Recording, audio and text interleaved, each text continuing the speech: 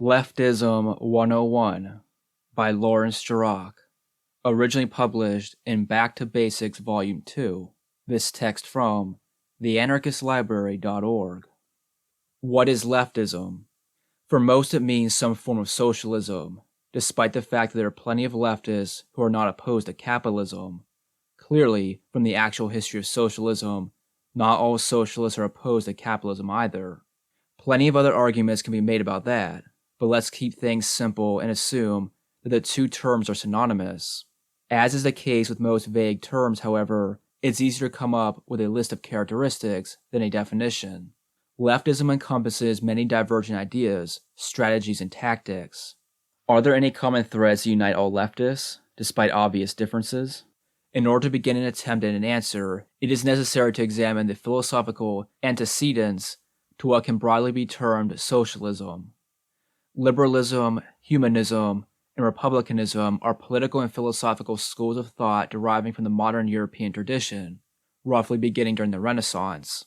Without going into details, adherents of the three, especially liberalism, presume the existence of an ideal property-owning male individual who is a fully rational, or at least a potentially rational agent. This idealized individual stands opposed to the arbitrary authority of the economic and political systems of monarchism and feudalism, as well as the spiritual authority of the Catholic Church. All three, LH and R, presume the capacity of anyone, male, through education and hard work, to succeed in a free market of commodities and ideas. Competition is the overall ethos of all three. The promoters of LH and R insist that these modernist philosophies, compared to monarchism, elitism, and feudalism, are advances on the road to human freedom. They believe it more beneficial for what they call the greater good to adhere to and promote a philosophy that at least proposes the ability of anyone to gain some kind of control over his or her own life, whether in the realm of education, economic prosperity, or political interactions. The ultimate goals of LH and R are to do away with economic scarcity and intellectual and spiritual poverty, while promoting the idea of more democratic governance. They promote this under the rubric of justice, and they see the state as its ultimate guarantor. Socialism as a modern movement has been greatly influenced by these three philosophies. Like those who adhere to LH and R, leftists are concerned with, and are opposed to, economic and social injustice. They all propose ameliorating social ills through active intervention or charity, whether under the auspices of the state, NGOs, or other formal organizations. Very few of the proposed solutions or stopgaps promote or even acknowledge self-organized solutions engaged in by those directly suffering such ills. Welfare, affirmative action programs, psychiatric hospitals, drug rehabilitation facilities, etc., are all examples of various attempts to deal with social problems. Given the premises of such overlapping philosophies and their practical frameworks, they have the appearance of being the result of intelligence and knowledge mixed with empathy and the desire to help people. Cooperation for the common good is seen as more beneficial to humanity than individual competition. However, socialism also takes the existence of competition for granted. Liberals and socialists alike believe that human beings do not naturally get along, so we must be educated and encouraged to be cooperative. When all else fails, this can always be enforced by the state. Moderate, radical, and extreme leftism. Tactics and strategies. Regardless of the fact that there is plenty of overlap and blending, precluding real, discrete boundaries, I hope that describing some various manifestations of leftism will be a way to identify certain particular characteristics. In terms of strategy and tactics, moderate leftists believe that things can be made better by working within current structures and institutions. Clearly reformist, moderate leftists promote legal, peaceful, and polite superficial alterations in the status quo, eventually hoping to legislate socialism into existence. The democracy they champion is bourgeois, one person, one vote, majority rule. Radical leftists promote a mixture of legal and illegal tactics, depending on whatever appears to have a better chance of succeeding at the moment. But they ultimately want the sanction of some properly constituted legal institutions, especially when they get to make most of the rules to be enforced. They are pragmatic, hoping for peaceful change, but ready to fight if they believe it to be necessary. The democracy they promote is more proletarian. They aren't worried about the process of any particular election, so long as gains are made at the expense of the bosses and mainstream politicians. Extreme leftists are amoral pragmatists, a strategic orientation that can also be termed opportunistic. They are decidedly impolite, explicitly desiring the destruction of current institutions, often including the state, with a desire to remake them so that only they themselves will be able to make and enforce new laws. They are much more willing to use force in the service of their goals. The democracy they promote is usually based on a party. Relationship to capitalists. All leftists privilege the category of worker as worker-producer, an entity that exists only within the sphere of the economy. Moderate leftists campaign for workers' rights, to strike, to have job security and safety, to have decent and fair contracts, trying to mitigate the more obvious abuses of the bosses through the passage and enforcement of progressive legislation. They want capitalism to be organized with people before profits, as the overused slogan has it, ignoring the internal logic and history of capitalism. Moderate leftists promote socially responsible investing and want a more just distribution of wealth, social wealth in the form of the much-touted safety net, and personal wealth in the form of higher wages and increased taxes on corporations and the rich. They want to balance the rights of property and labor.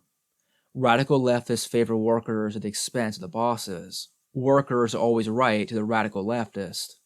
They wish to change the legal structure in such a way to reflect this favoritism, which is supposed to compensate for the previous history of exploitation. The redistribution of wealth envisioned by radical leftists builds on the higher wages and increased taxation of the corporations and the rich to include selective expropriation, nationalization, with or without compensation, of various resources, banks, and natural resources, for example. Extreme leftists promote the total expropriation, without compensation, of the capitalist class, not only to right the wrongs of economic exploitation, but to remove the capitalist class from political power as well. At some point, the workers are to be at least nominally in charge of economic and political decision-making, although that is usually mediated through a party leadership. The role of the state. Leftists view the state on a continuum of ambivalence. Most are clear that the role of the state is to further the goals of whatever class happens to rule at any given period. Further, they all recognize that the ruling class always reserves for itself a monopoly on the legitimate use of force and violence to enforce their rule. In the political imaginations of all moderate and some radical leftists, the state, even with a completely capitalist ruling class, can be used to remedy many social problems, from the excesses of transnational corporations to the abuses of those who have been traditionally disenfranchised, immigrants, women, minorities, the homeless, etc. For extreme leftists, only their own state can solve such problems, because it is in the interest of the current ruling class to maintain divisions among those who are not of the ruling class. Despite the ambivalence, an attachment to the functions of government as executed by the state remains. This is the pivotal area of conflict between all leftists and all anarchists, despite the historical positioning of anarchism within the spectrum of leftism, about which more below. The role of the individual. Missing from all these different strains of leftism is a discussion of the individual. While LH and R refer briefly to the individual, these philosophies do not take into account non-property owning males, females, or juveniles, who are indeed considered the property of the normative individual, the adult property-owning man. This led to the complete lack of interest in, and the accompanying exploitation of, peasants and workers, a disregard that is supposed to be corrected by socialism.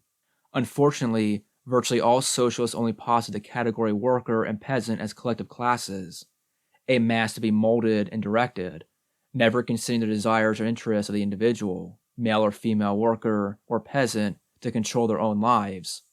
According to the ideological imperatives of leftist thought, the self-activity of these masses is seen suspiciously through the ideological blinkers of the competitive ethos of capitalism, since the masses aren't yet intelligent enough to be socialists. The workers will perhaps be able to organize themselves into defensive trade unions in order to safeguard their wages, while the peasants will only want to own and work their own piece of land. Again, education and enforcement of cooperation is necessary for these masses to become conscious political radicals. A generic leftism? So all leftists share the goals of making up for injustice by decree. Whether the decree comes out of better or more responsive representatives and leaders, a more democratic political process, or the elimination of a non-worker power base, they all desire to organize, mobilize, and direct masses of people with the eventual goal of attaining a more or less coherent majority in order to propel progressive and democratic change of social institutions. Recruitment, education, and inculcating leftist values are some of the more mundane strategies leftists use to increase their influence in the wider political landscape. All leftists have a common distrust of regular, non-political, non-politicized people being able to decide for themselves how to solve the problems that face them.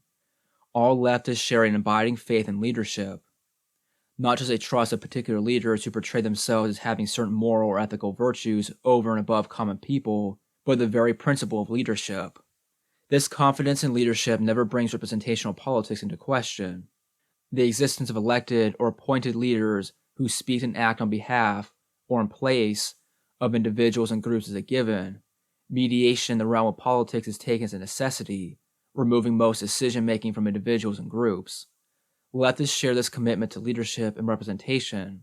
They believe themselves able to justly represent those who have traditionally been excluded from politics, the disenfranchised, the voiceless, the weak. The leftist activist, as a representative of those who suffer, is a person who believes her or himself to be indispensable to improving the lives of others. This derives from a dual-pronged notion common to all leftists. 1. Non-political people, left to their own devices, will never be able to alter their situations in a radical or revolutionary manner. Lenin's dismissal of workers as never being able to move beyond a trade union mentality without some professional outside help comes to mind here. And 2.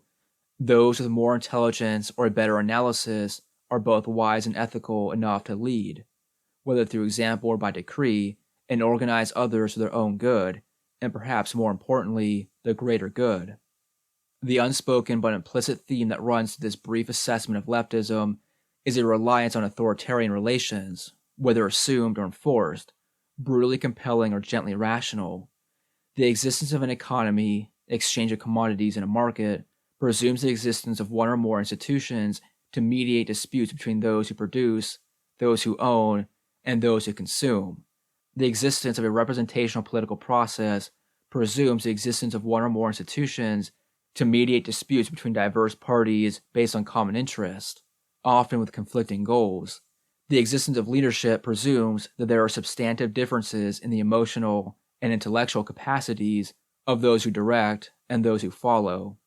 There are plenty of rationalizations contributing to the maintenance of such institutions of social control: schools, prisons, the military, the workplace, from efficiency to expediency, but they all ultimately rely on the legitimate, sanctioned by the state, use of coercive authority to enforce decisions. Leftists share a faith in the mediating influence of wise and ethical leaders who can work within politically neutral, socially progressive, and humane institutional frameworks.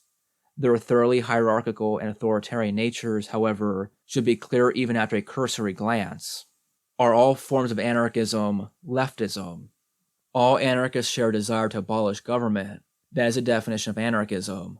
Starting with Bakunin, anarchism has been explicitly anti-statist, anti-capitalist, and anti-authoritarian. No serious anarchist seeks to alter that.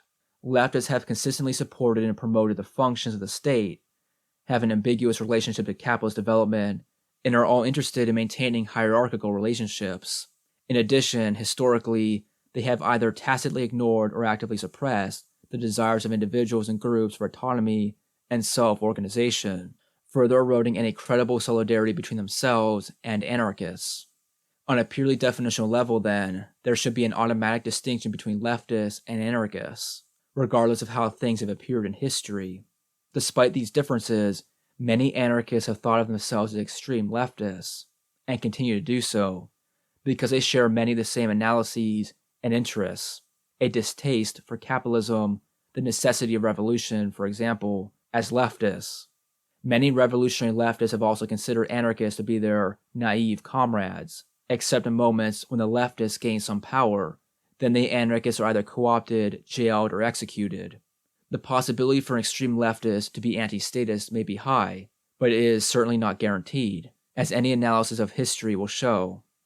Left anarchists retain some kind of allegiance to 19th century LH&R and socialist philosophers, preferring the broad, generalized, and therefore extremely vague category of socialism, anti-capitalism, and the strategy of mass political struggles based on conditions with other leftists, all the while showing little, if any, interest in promoting individual and group autonomy. From these premises, they can quite easily fall prey to the centralizing tendencies and leadership functions that dominate the tactics of leftists. They are quick to quote Bakunin, maybe Kropotkin too, and advocate organizational forms that might have been appropriate in the era of the First International, apparently oblivious to the sweeping changes that have occurred in the world in the past 100+ years. And they then had the gall to ridicule Marxists for remaining wedded to Marx's outdated theories, as if by not naming their own tendencies after other dead guys, they are thereby immune from similar mistakes. The drawbacks and problems with Marxism, however, for example, that it promotes the idea of a linear progression of history, of order developing out of chaos, freedom developing out of oppression, material abundance developing out of scarcity, socialism developing out of capitalism, plus an absolute faith in science as the ideologically neutral pursuit of pure knowledge, and a similar faith in the liberatory function of all technology, are the same drawbacks and problems with the anarchism of Bakunin and Kropotkin. All of this seems lost on left anarchists.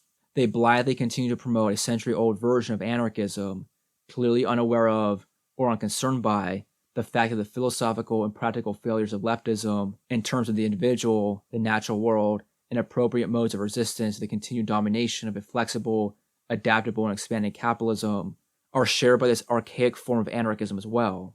Those of us who are interested in promoting radical social change in general, and anarchy in particular, need to emulate and improve upon successful, however temporary, revolutionary projects for liberation, rather than congratulating ourselves for being the heirs of Bakunin et al.